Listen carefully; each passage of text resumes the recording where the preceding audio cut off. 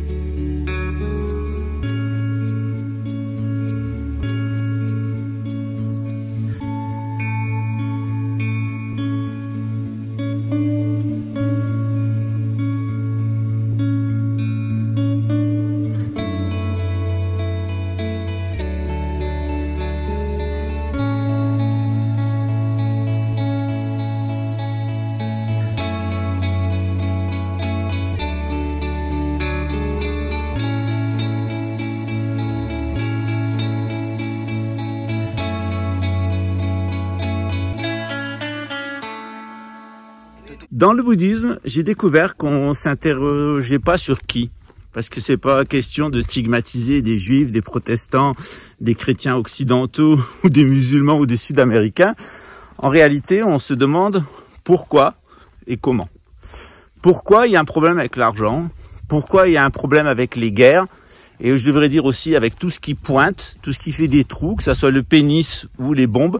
C'est-à-dire pourquoi il y a un problème de pédocriminalité, pourquoi il y a un problème de violence sexuelle, de violence sociale, de guerre, et pourquoi il y a des problèmes de drogue. Pourquoi est-ce qu'on en vient là? Dans le bouddhisme, on a une explication très simple que je partage dans mes cours et dans ces vidéos et dont je vais vous livrer la clé à la suite. Dans le bouddhisme, on parle de la terre. Vous voyez cette terre qui est ici, puis il y a l'eau qui était ici, qui laisse quelques traces. Et puis il y a l'élément feu, comme celui qui brûle avec ce beau soleil du Brésil. Et puis il y a l'élément air, qui fait que je peux m'exprimer, que ma voix peut vibrer dans l'espace jusqu'à vous. Et puis il y a l'élément luminosité, l'élément espace, tout autour de nous. 5 éléments. Et dans le bouddhisme, on considère que si ça va mal sur Terre et si ça va mal dans l'espace, c'est qu'entre les deux, il y a 3 éléments qui dysfonctionnent. L'élément eau, l'élément feu et l'élément air. L'élément eau, il est associé à l'argent. C'est-à-dire que, normalement, il y a de l'eau pour tout le monde. Quand c'est trop sec à un endroit, c'est qu'il y a trop d'eau à un autre endroit. C'est pareil avec l'argent. Quand il y a trop d'argent à un endroit, ben, il n'y a pas assez d'argent de l'autre côté. C'est-à-dire que l'argent ne circule pas. Or, l'eau, c'est ce qui amène la vie. Et l'argent, c'est ce qui amène eh bien, l'activité économique. Quand il y a pénurie d'argent pour certains et excès d'argent pour d'autres, eh bien, il y a du gaspillage, comme on gaspille de l'eau quand on en a trop. Et de l'autre côté, eh bien, on est assoiffé, on est suffoqué parce qu'on manque d'argent. C'est pour ça que, d'un point de vue financier, eh bien, il faut que la répartition de l'argent soit juste. C'est ce qu'on propose dans une synarchie. Pareil avec l'élément feu. Qu'est-ce que vous en pensez? Comment ça marche avec l'élément feu? Eh bien, l'élément feu, c'est l'élément de la combativité. C'est ce qui nous permet de propulser une fusée ou c'est ce qui nous donne des désirs. Quand il y a trop de feu, eh bien ça consume tout. Quand il y a trop de désirs, on se laisse consumer par le désir et on consume les autres, même les enfants, même les femmes qui refusent, etc. C'est la pédophilie, c'est le viol, c'est le feu qui consume tout, le feu du désir. Il y a le feu de la guerre aussi qui consume tout. Ça, c'est quand il y a trop de feu. Puis quelquefois, il n'y a pas assez de feu. Et quand il n'y a pas assez de feu, eh bien on a froid, on se sent isolé, on se sent pas aimé. On se sent rejeté, on est dans la froideur émotionnelle vis-à-vis des autres. Il n'y a pas assez de feu, donc il faut assez d'eau un peu partout, assez de feu un peu partout mais pas trop. Et c'est pareil pour l'élément air. L'élément air, eh bien, il est lié, figurez-vous, à la drogue. C'est-à-dire que quand on a des troubles dans notre fonctionnement air ou quand il y a des troubles dans l'air, eh bien, c'est qu'il y a un certain nombre de poisons qui se manifestent. L'air peut être complètement vicié. Je ne parle pas seulement des chemtrails, mais l'air peut être véritablement vicié, apporter des virus, des bactéries, des composants chimiques, même de la poussière d'étoiles ou de la poussière de comètes qui peut porter eh bien, des éléments pathogènes. C'est pareil à l'intérieur de nous, on a des airs qui circulent à l'intérieur de nous, le dit le bouddhisme.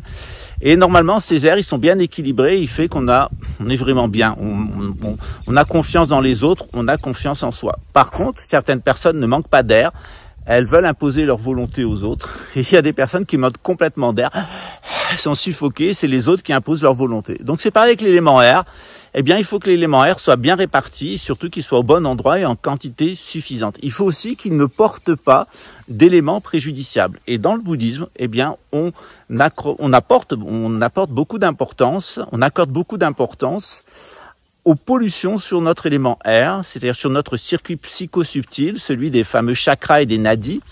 Eh bien, il y a des éléments parasitaires, de véritables venins, de véritables poisons, et c'est eux qui ont créé la réalité névrotique, la réalité dans laquelle on souffre. Et la bonne nouvelle, c'est que dans le bouddhisme, en agissant sur l'élémentaire et sur l'élément espace, l'élément brillance, eh bien, on peut arriver à purifier les éléments. On peut aussi, à travers ces trois éléments centraux, analyser les difficultés de nos sociétés. Les difficultés de nos sociétés par l'argent, c'est un problème d'eau, de suffocation, d'assèchement pour certaines personnes plutôt.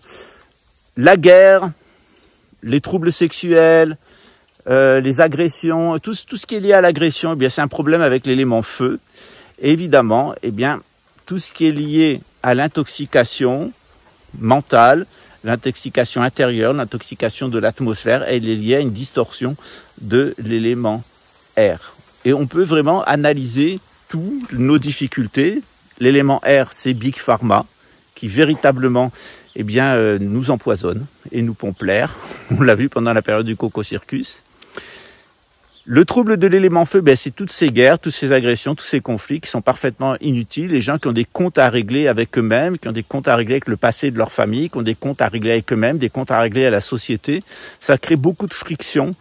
Généralement, les pédophiles veulent cacher leurs actes, les agresseurs sexuels aussi. Les motivations des guerres nous sont en règle générale cachées. Et c'est pareil au niveau de l'élément, c'est-à-dire le système bancaire. C'est un système qui est complètement opaque, qui manque de clarté. La plupart des gens ignorent comment l'argent est créé, comment il est prêté et comment il est utilisé. Dans le bouddhisme, on a une grille d'analyse à travers les éléments qui nous permet de comprendre toutes les difficultés dans lesquelles nous sommes. Ici, il y a un trou.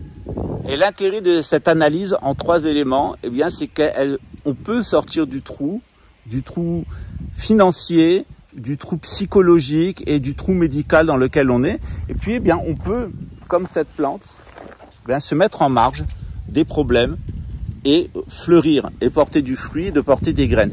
Le bouddhisme, il nous permet de mener à bien toutes ces opérations. D'abord de comprendre la situation dans laquelle on est, ensuite d'utiliser des antidotes et ensuite véritablement nous sentir bien dans cette vie qui nous a été donnée et dans lequel, d'une certaine façon, on a une obligation d'être heureux et de rendre les autres heureux. Le bouddhisme ne s'arrête pas à cette analyse en 5 éléments. Il analyse aussi la réalité qui nous entoure en 7 astres. C'est le niveau astral, donc le niveau élémental et le niveau astral. C'est le soleil, la lune et les 5 planètes qui sont visibles à l'œil nu. Et puis il y a les 9 constellations polaires qui vont se manifester à notre verticale dans l'hémisphère nord au cours de la grande année astrologique de 26 000 ans, la grande année de précession des équinoxes. Et on a encore les 12 constellations du zodiaque qui nous permettent d'analyser la réalité. Par exemple, en nous, on a 12 parties du corps, selon le bouddhisme, qui sont liées à ces 12 constellations et qui sont l'expression de ces 12 constellations, ces 12 constellations, l'expression des parties de notre corps. Ces 9 positions polaires, ces 9 étoiles polaires, elles génèrent 9 types d'ego sur l'être humain et 9 cycles d'humanité au cours de la grande année de 26 000 ans. Et puis ces 7 astres, Soleil, Lune et les 5 éléments visibles, ils sont aussi à l'intérieur de nous, sous la forme du canal latéral, droit et gauche. On les appelle Ida et Pingala. Et le canal central, on trouve 5 centres subtils, au total 7 donc, puisqu'il y en a un lunaire et un solaire, qui gouvernent notre vie à proprement parler, hormonale, et tout ce qu'on peut faire sur la base mémorielle et hormonale. Si vous voulez en savoir plus, ça s'appelle la gnose. En ce moment, on finit un cours de gnose maçonnique qui reprendra en 2025. On a un cours de gnose universelle, chrétienne et bouddhiste comparée. Et puis on a un cours de mind control qui permet de manager notre mental en fonction de la doctrine bouddhiste en utilisant nos cycles cérébraux. Et on a différents cours qui vous sont proposés tous les mois. Le prochain, il est consacré à la coutume de France. Pourquoi est-ce qu'on dit que la France est la deuxième Israël? Qu'est-ce qui s'est passé dans ce pays et qu'est-ce qu'on doit comprendre du destin et aussi des difficultés actuelles de la France. Bien, sur ce, je vais continuer ma promenade journalière tropicale. On est ici à Brasilia, on est à 1100 mètres d'altitude, on est à quelques minutes de la capitale du Brésil. On est environ 2 millions d'habitants ici. En espérant vous voir éventuellement ici une fois, je vous dis à très bientôt. Ciao. À très bientôt. Comme vous le savez, nos temples, on en a 3 au Brésil, ils fonctionnent autour des arts du spectacle. On a j'ai une société de production qui est associée à l'organisation religieuse. Pourquoi? Parce que, d'abord, je produis du contenu sur YouTube, je suis un producteur de contenu, mais parce que lors des ateliers, on vous propose de vous filmer si vous l'acceptez. Pourquoi filmer les personnes? C'est pas pour vous humilier. Encore que, ça fait du bien de se filmer. Pourquoi? Parce que généralement, on se connaît de l'intérieur et on ne se connaît pas de l'extérieur. Donc, se filmer pendant les ateliers, ça permet de nous voir de l'extérieur et surtout de voir les progrès au cours de l'atelier. Bien sûr, il y a les vidéos, il y a les cours en ligne, il y a les accompagnements, il y a l'astrologie, mais rien ne vaut quand même d'avoir un cours présentiel. En règle générale, on est une dizaine. Ça permet de nous connaître, on reste ensemble 3 à 5 jours selon le cours. Et ça permet de faire le point sur notre existence. Et on apprend la théorie bouddhiste, ensuite on la met en œuvre à travers des pièces de théâtre, à travers des sketchs, etc. Et c'est comme ça qu'au fur et à mesure des années, comme j'avais beaucoup de personnes qui étaient passées par des gros problèmes financiers, des personnes qui étaient passées par des gros problèmes de conflits, y compris de conflits sexuels, et des personnes qui étaient passées par la drogue ou des problèmes de santé, j'ai conçu une comédie qui s'appelle Sa Conspiration pour me moquer aussi des complotistes qui donnent des mauvaises réponses aux bonnes questions. La bonne question, c'est pas qui, c'est pourquoi et comment. Qui, on s'en fout, parce que ça peut arriver à n'importe qui. C'est pas la spécialité de telle ou telle ethnie. Et dans ce cadre-là, j'ai conçu des personnages caricaturaux, dont 3 personnages. Réry du Trouadon, qui est un militaire pédophile qui se tape sa fille, sa petite fille, se tape tout ce qui passe. C'est le pointeur, il fait la guerre à tout le monde parce qu'il veut pas être démasqué. Donc il correspond à la pornéia, c'est-à-dire une suractivation de l'élément feu. Il y a un problème au foyer, il y a le feu au lac. Il y a Mumu de Marseille, ça va, c'est du monde. Elle a un strabisme convergent et parfois divergent et parfois exceptionnel. Et donc elle correspond véritablement au problème monétaire. Elle croit qu'avec l'argent, on peut tout se permettre et qu'elle n'a pas su sauver les gosses dont elle avait la garde, mais elle va sauver le monde. Voilà. Évidemment, elle ne sauve pas du tout. De Marseille, elle correspond à la némésis. La némésis, c'est la perte de connaissance de soi. On ne se connaît plus, on est complètement dépersonnalisé et sa seule identité, elle vient de l'argent. L'argent qu'on a ou qu'on n'a pas qui fait son identité. Puis le troisième personnage principal, parce qu'en tout il y en a 9, c'est Ninine, présidente, grande réincarnation de la grande prêtresse de toutes les Égyptes, des temps passés, du présent et du futur. Voilà, complètement folle, complètement cinglée, qui empoisonne tout le monde. Bien évidemment, le pointeur, la piqueuse et la droguiste, on les rencontre tous au quotidien. Dans le cadre de la droguie, c'est évidemment Big Pharma, le lobby pharmaceutique, avec toutes ces propositions de miracles santé et de pilules et d'injections miraculeuses. Voilà. Ces trois personnages, ils existent à l'intérieur de nous. Le troisième, c'est évidemment la pharmakeia. Donc pharmakeia, pornéia et mnémésis, c'est comme ça que les Grecs, je vais laisser passer la moto, c'est comme ça que les Grecs avaient défini. Ils avaient défini les trois problèmes de l'élément eau, de l'élément feu et de l'élément air, à travers trois noms. Némésis, l'oubli de soi, la pornéia, c'est-à-dire les représentations fausses, et puis la pharmakeia, c'est-à-dire l'empoisonnement, où on s'empoisonne, on empoisonne les autres. Moi, j'en ai fait trois personnages que vous expérimentez dans les comédies qu'on joue ensemble. C'est Mumu de Marseille, ça va, c'est du monde, c'est la banque, le problème de la banque. Il y a Réré du Trouanon, le pointeur, qui fait la guerre à tout le monde et qui fait tout péter. Et évidemment, il y a Ninine, présidente de toutes les Égyptes, qui correspond à la pharmakeia. Donc on retrouve ces trois tendances en permanence qui sont liées aux trois éléments et on s'amuse bien, je dois dire, en les imitant et en se moquant d'eux. Voilà, toute ressemblance avec des personnes ayant existé serait véritablement fort. Compte tenu de la situation en Europe, il y avait déjà quelques personnes qui s'étaient inscrites pour le stage du mois d'août. C'est un stage présentiel de 10 jours. Je l'ai annulé en français, on le fera seulement en portugais, donc avec la population locale. Donc si vous, vous avez envie de venir au Brésil de prendre ce cours, sachez qu'il sera donné en portugais, il ne sera pas donné en français. Je pense que dans la situation présente, c'est mieux que vous économisez un maximum d'argent pour acheter de la nourriture, vous trouvez un lieu de refuge. La guerre, elle s'approche en Europe. Bien entendu, je suis à vos côtés. Tant qu'il y aura des communications Internet, on est aussi, si on peut vous accueillir ici, on le fera vraiment de bon cœur, sans que ça vous coûte quoi que ce soit. On a plein de bénévoles ici, de gens sympas. Il y a un mouvement migratoire qui est assez important venant de France et venant d'Israël. Donc, voilà. Les temps sont ce qu'ils sont. Donc le cours de cet été, il sera donné seulement il sera seulement donné en portugais. Voilà. Alors si vous êtes lusophone, il n'y a pas de problème, vous pouvez prendre le cours.